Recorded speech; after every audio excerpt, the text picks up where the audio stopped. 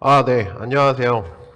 되게 이렇게 많은 분들 앞에 선이 약간 쑥스럽긴 한데, 제가 조금 경험했던 것들, 그런 것들을 좀 같이 나눠보고자 한번 이 자리에 서게 됐습니다.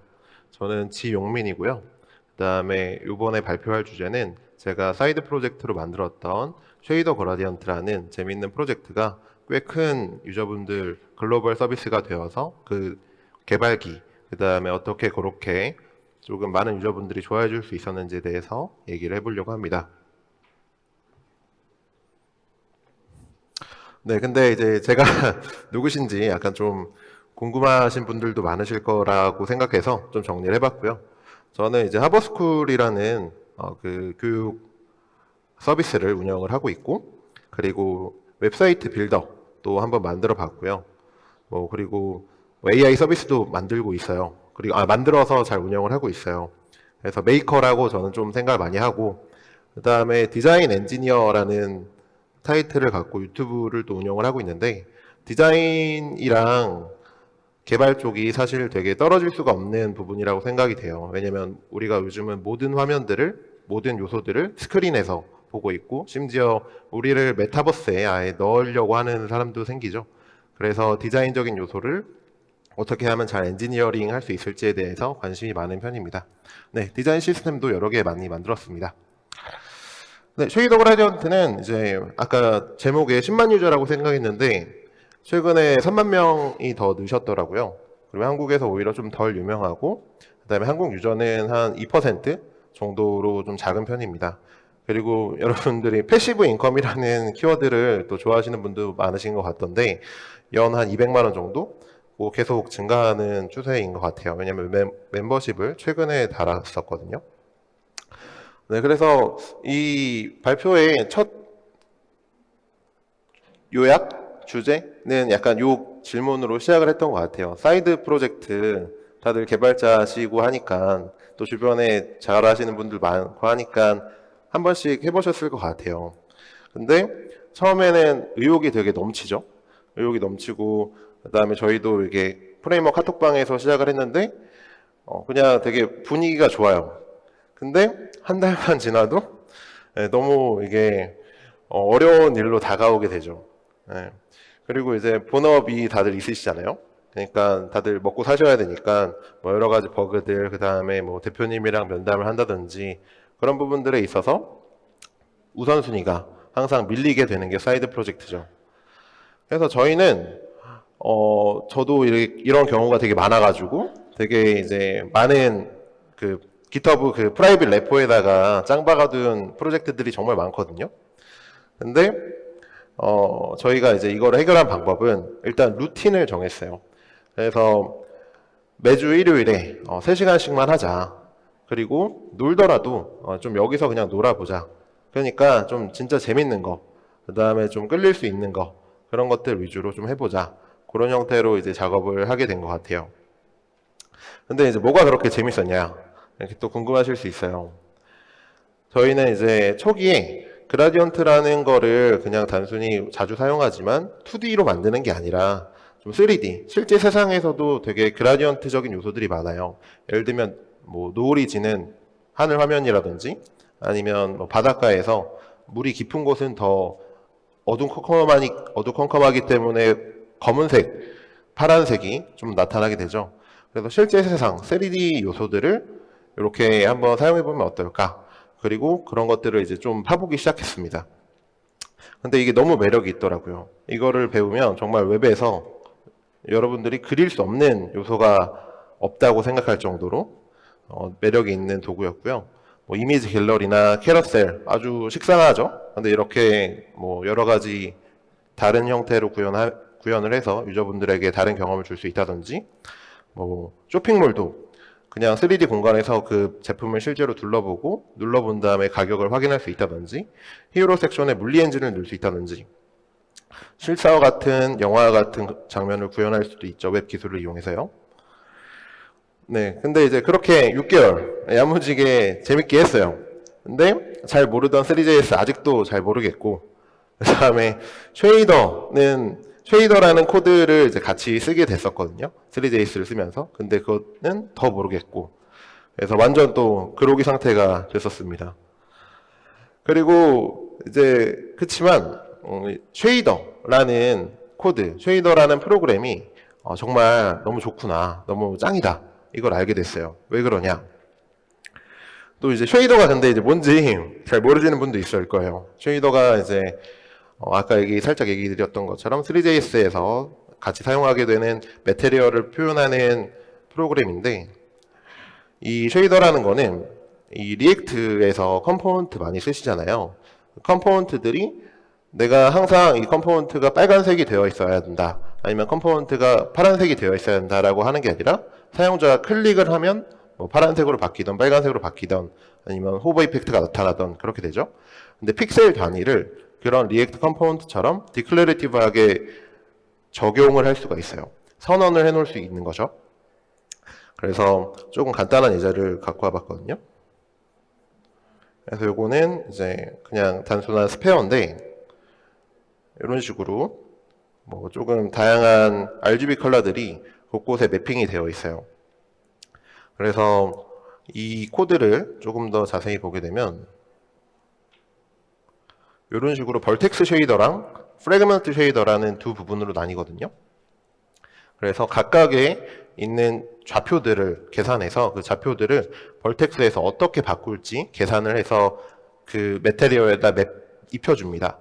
그 좌표들은 당연히 외부에 있는 파라미터 값들을 쓸 수도 있고, 그 다음에 외부에서 들어오는 뭐 라이팅들을 같이 이용할 수도 있고, 아니면 물리적인 충격들, 아까 물리 엔진 같은 거를 사용해서 그런 요소들을 이 벌텍스 쉐이더에 넣어서 외향적인 변화를 만듭니다.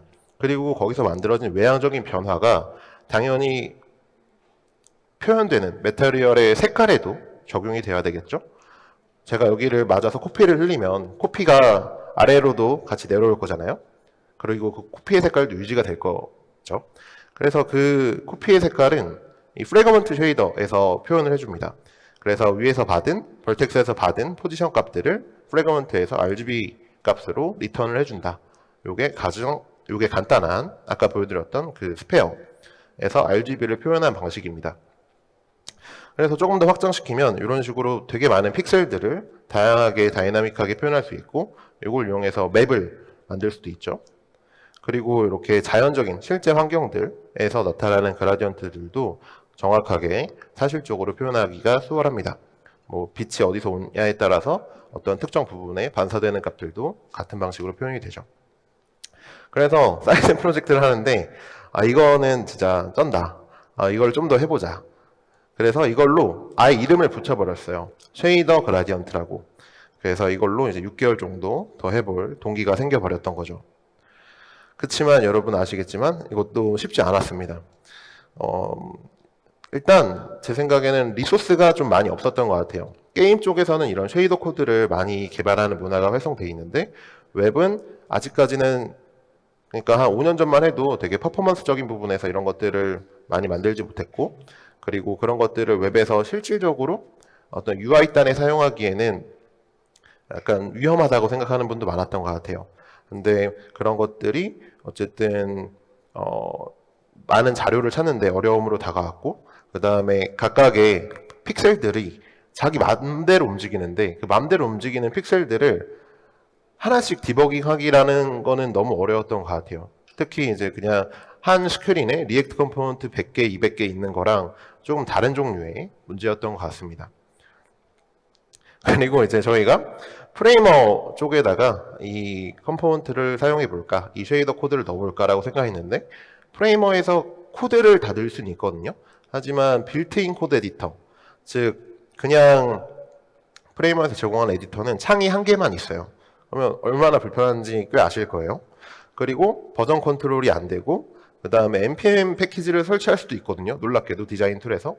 근데 그 설치된 npm 패키지의 버전을 업데이트하거나 다운그레이드 할 수가 없어요. 그래서 로컬에서 그냥 개발을 하고 캔버스에다가 그 로컬에서 번들된 파일들을 넣자의 방식으로 접근했고요. 여기서 ES 빌드를 좀 유용하게 많이 썼던 것 같습니다. 그 다음에 프레임워크 컴포넌트 자체가 사용자들이 쓰기 시작해도 그 프레이머 컴포넌트랑 매칭되는 URL이 딱 한 개밖에 없거든요.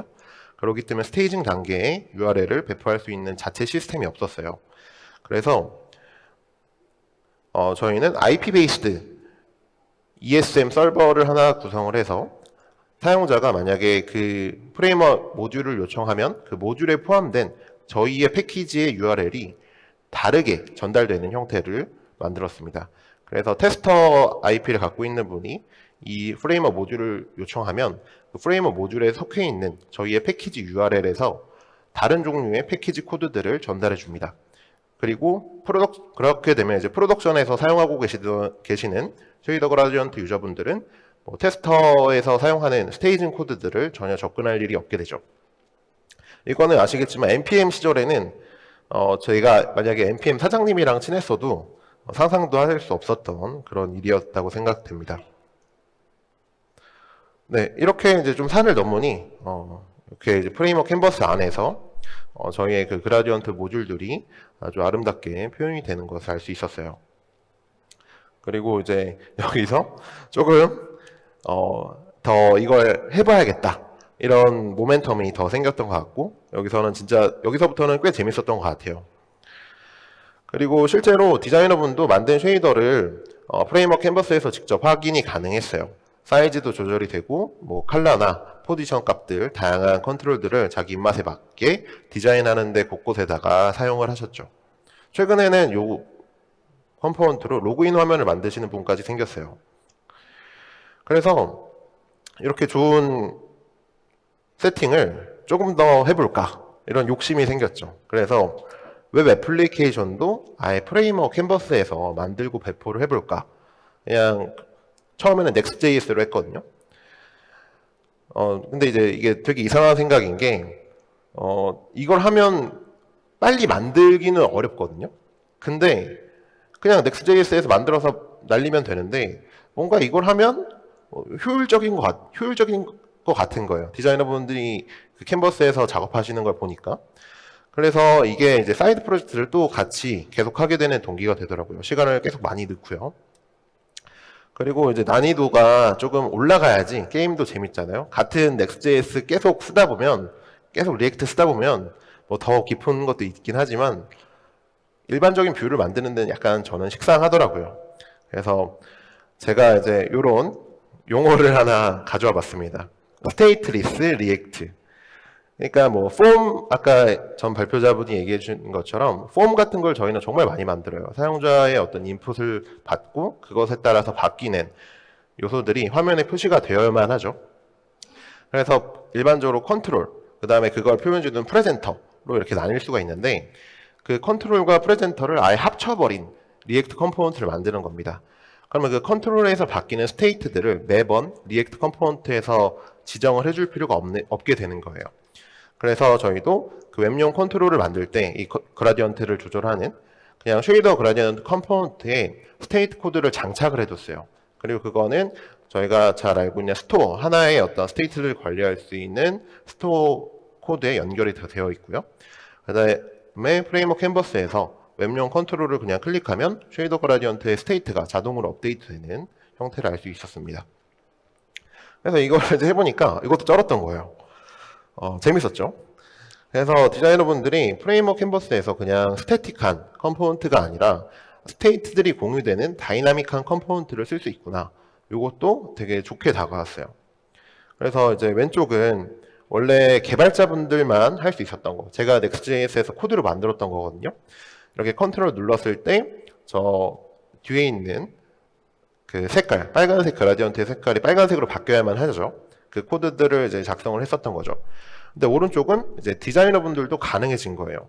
그냥 저 쉐이더 그라디언트 컴포넌트를 캔버스에 넣고 all controls라는 그 컴포넌트 또는 세부적으로 나눠져 있는 슬라이더 컴포넌트들을 화면에 넣으면 그리고 뭐 그 컨트롤이 지칭하는 이름을 그냥 오른쪽 프로퍼티 패널에서 적어주기만 하면 돼요.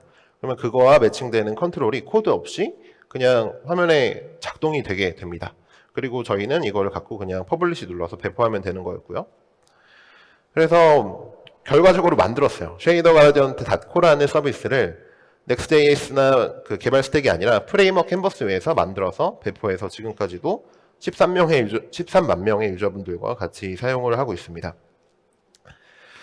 그래서 요거는 이제 같이 해주셨던 정말 멋진 이승민님이라는 디자이너분과 기술적으로 인터뷰를 좀 한 영상인데 한번 승민님이 정말 디자이너분 입장에서 어땠는지 들어보도록 하겠습니다. 기술적으로 셋업을 이상하게 많이 해서 ESM 네. 서버도 만들고 IP 뭐 베이스로 승민님 입장에서 어땠는지. 저희가 패키지를 개발을 해서 프레이머에서 임포트 해가지고 이제 사용하는 과정에서 되게 좋았던 거는 어쨌든 간에 일단 프레이머에서 제가 디자인을 하더라도 최대한 인터랙션의 디테일이라든지 제가 생각한 아이디어를 최대한 구현을 재선해서 하고 같이 작업을 하는 그 과정이 저는 되게 효율적이었다고 생각을 해요. 보통은 사실 제가 디자인 했습니다 하고 핸드오버를 하게 되잖아요. 근데 그게 아니라 실제로 움직이고 작동하는 것까지 제가 다 마무리를 하고 퍼포먼스라든지 제가 잘 하지 못하는 부분에서 루니가 같이 작업을 하니까 퀄리티도 최대한 챙기면서 자기가 잘하는 것 부분을 다 살릴 수 있었던 느낌? 그게 제일 좋았던 것 같아요. 피그마 플러그인도 그거 승민님이 거의 다 레이아웃 잡지 않았어요? 맞아요. 프레이머에서 그냥 다 잡고 진짜 딱 GIF 추출하는 것들, 그거 다 페이먼트 했죠. 그런 거 빼고 나머지는 제가 다 할 수 있었으니까 되게 좋았죠. 저도 다른 작업에서 뭔가 개발자분들이랑 작업을 해보지만 이렇게까지 제가 많은 롤을 핸드업 없이 한 건 처음이었던 것 같거든요. 진짜 피그마 플러그인 뚝딱 할 수 있었던 것 같아요. 핸드오버를 안 하고 음. 그냥 승민님이 막 업데이트 퍼블리시 버튼 누른 적도 좀 있었잖아요. 네, 맞아요. 네, 그래서 되게 좋으셨다라는 거였습니다. 네. 그래서 이렇게 한번 셋업을 해놓고 나니까 정말 UI 개발에 들어가는 시간이 10% 아래로 떨어졌어요. 뭐 HTML, CSS를 써서 뭐 버튼 하나를 저희는 많이 그리죠. 근데 그냥 프레이머에서 그리면 그게 그냥 바로 배포가 되는 거예요. 뭐 GitHub 아이콘 넣어야 된다? 디자이너분이 넣고 그냥 프레이머에서 퍼블리시 버튼 누르면 이 웹앱은 업데이트가 됩니다. 그리고 피그마 플러그인을 저희가 이제 만들어야 된다는 니즈가 생겼었거든요. 그래서 그 피그마 플러그인을 만들 때도 이 방식을 그대로 써서 피그마 플러그인도 사실 지금 프레이머 웹 앱에서 호스팅이 되고 있습니다. 그래서 거기서 그렇게 해버리니까 GIF 익스포트나 이런 거 해본 적이 없거든요. 페이먼트나 서브스크립션을 피그마 플러그인에 어떻게 달아야 되는지도 몰랐는데 그거를 이제 공부하는데 어떻게 만드는지 찾아보는데 더 시간을 쓸 수 있었죠. 그래서 이거를 또 이제 계속하게 되는 또 동기가 생겼습니다. 이거는 정말 내가 잘 만들고 있는 것 같아. 이런 느낌이 들었었던 것 같아요. 그리고 런칭한 다음에 이제 반응이 근데 또 너무 좋았어요. 그래서 여러 군데 트위터에서 좀 유명한 디자이너분들도 샤웃아웃을 해주시고, 그리고 뭐 팔로워 수도 많이 늘고, GitHub도 이제 오픈소스로 이 소스가 공개되어 있는데, 스타수도 제가 최고로 많이 받아왔거든요. 제가 했던 것 중에. 그렇게 뭐 다른 기라성 같은 프로젝트에 비하면 큰 숫자는 아니지만요. 그리고 피그마 플러그인 유저분들도 정말 많았던 것 같습니다. 근데 저희가 프레이머 쪽에다가 먼저 공유를 했는데 피그마는 약간 그냥 물려만 넣고 막 이거 우리 있다라고 얘기하진 않았거든요. 근데 피그마가 유저분들이 더 많았어요. 그래서 이거를 이제 페이먼트를 한번 붙여봐야겠다 해서 만들어둔 스테이트리스 리액트로 1.5개월 만에 유료 기능을 추가를 했습니다. 그래서 현재는 GIF를 뽑는 개수 제한이 있는 프로덕트가 되었고요. 조금 멤버십 형태로 구독을 할 수 있는 서비스가 되었습니다. 멤버십 관련된 스크린도 다 승민님이 그냥 작업하고 퍼블리시를 하셨어요. 그래서 계속 요 구독 수치가 증가하고 있어서 너무 뿌듯합니다. 그래서 요 결론은 사이드 프로젝트를 이제 갖고 하시는 분들에 대해서 조금 공유를 드리고 싶은 내용을 정리해 봤는데요. 일단은 지속하는 거 되게 중요하죠. 이 사이드 프로젝트가 그냥 또 프라이빗 래퍼로 그냥 없어져 있으면 안 되잖아요. 그래서 첫 번째는 루틴을 정하는 거가 저희한테는 되게 주요했던 것 같아요. 일주일에 그냥 3시간씩 해서 한 1년 정도 했었거든요. 그리고 이제 두 번째는 자기가 진짜 재밌는 거 하면 저처럼 이 코드를 손에서 놓을 수가 없게 됩니다. 자기가 계속 스스로 재밌는 걸 찾아서 또는 약간 조금 난이도가 있는 걸 찾아서 이 프로젝트에다가 넣어서 거기서 자기가 스스로 동기를 유발해 보시면 저처럼 이 문제 해결에서 기쁨을 만끽할 수 있을 거라고 생각합니다. 네, 요거 그냥 한번 준비해 봤는데요. 네. 예, 요것도 이제 또 궁금해 하실 것 같아가지고, 예, 돈 어떻게 버셨나요? 중요하잖아요, 우리. 자본주의 세상에 살고 있죠. 뭘 만들어야지 팔릴까요? 요거를 이제 근데 저도 막 아예 완전히 마스터한 건 아니에요. 되게 복잡하다고 생각하거든요. 이거에 관련된 책도 많고, 많은 뭐 스타트업 관련된 바이블도 많고 하잖아요. 솔직히 좀 운도 많이 작용을 했던 것 같아요. 그래도 지금까지 제가 알게 된 거 두 가지 정도만 공유를 드리고 발표를 마무리하려고 합니다. 첫 번째는 커스터머, 두 번째는 개인의 미션입니다. 또는 그걸 만들고 있는 팀의 미션이겠죠. 그러니까 그 일론 머스크가 그 어떤 최근 인터뷰에서 그러더라고요. 자기가 그 갖고 있는 자기랑 같이 일하는 최고의 개발자, 엔지니어들이 가장 쉽게 하는 실수는 만들지 않아도 되는 거, 최적화하지 않아도 되는 걸 만들더라. 그런데 그런 것들을 최적화하기 전에 그냥 만들지 않아 버리는 거, 제거해 버리는 거, 그런 것들을 하고 나니까 정말 자기의 그 생산성이 높아졌더라. 그런 얘기를 했거든요. 그래서 멤피스에 지금 AGI 센터 만드는 게 되게 그 루틴을 이용해서 잘 만들어지고 있던 것 같더라고요. 그래서 저도 저희가 이걸 만들 때 이 프로덕트를 써줄 사람, 그 다음에 진짜 좋아해 줄 사람, 그리고 구매해 줄 사람이 필요한 것 같아요. 그래서 개발자가 오히려 좀 그런 오류에 빠지기 쉬운 것 같거든요. 저희만의 세상이 있잖아요. 그 세상에서 저희가 아무리 특별하다는 거를 만들어도 그거를 써줄 사람을 생각하지 않으면 그냥 자기만의 프라이빗 레포로 끝나는 것 같아요. 그래서 이거를 만들었을 때 알아주고 좋아해 줄 사람이 항상 필요한 것 같고요. 그래서 이거를 누가 구매해 줄지를 먼저 생각하는 게 저는 되게 유용한 접근법인 것 같아요. 근데 그 누가 구매해 줄까 생각할 때 그냥 아예 먼 나라 사람, 아예 뭐 인도의 어떤 다른 분을 생각하는 게 아니라 나 자신, 그 다음에 동료 개발자, 동료 디자이너가 뭘 필요할지 생각을 해보니까 저희는 조금 더 쉬웠던 것 같아요.